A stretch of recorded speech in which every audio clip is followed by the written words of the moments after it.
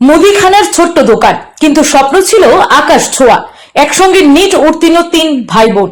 অভাব যে কখনো স্বপ্নকে থামিয়ে রাখতে পারে না, তারই জীবন্ত উদাহরণ বিহারের সহরসা জেলার তিন ভাই বোন রজনীশ কুমার, প্রহ্লাদ কুমার ও সাক্ষী।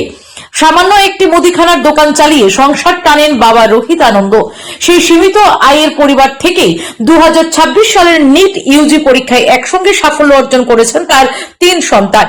কোটা বা দিল্লির ব্যয়বহুল কোচিং তাদের নাগালের বাইরে ছিল। তাই সহরসার একটি স্থানীয় কোচিং কেন্দ্রে শুরু হয় প্রস্তুতি। নিয়মিত পড়াশোনা, কঠোর অনুশীলন, সময়ের সঠিক ব্যবহার এবং তিন ভাই বোনের পারস্পরিক সহযোগিতায় হয়ে ওঠে তাদের সাফল্যের মূল ভিত্তি। রজনীশ ও প্রহ্লাদ পড়েছেন সিবিএসই বোর্ডে, আর সাক্ষী বিহার বোর্ডে।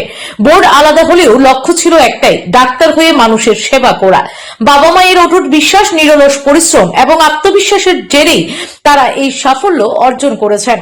বিশেষ তাৎপর্য হলো নিট পরীক্ষা ঘিরে প্রশ্নপত্র ফাঁসের অভিযোগ, স্বচ্ছতা নিয়ে বিতর্ক এবং লক্ষ লক্ষ পরীক্ষার্থীর বিক্ষোভের আবহে বিহার থেকেই উঠে এসেছে এই অনুপ্রেরণার গল্প।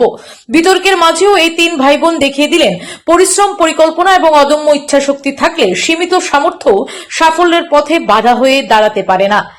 সহরসার এই তিন ভাই বোনের সাফল্য আজ শুধু একটি পরিবারের গর্ব নয়, বরং দেশের অসংখ্য সাধারণ পরিবারের কাছে নতুন করে স্বপ্ন দেখার প্রেরণা। বিশেষ প্রতিবেদন, ত্রিপুরা পাবলিক ওপিনিয়ন নিউজ।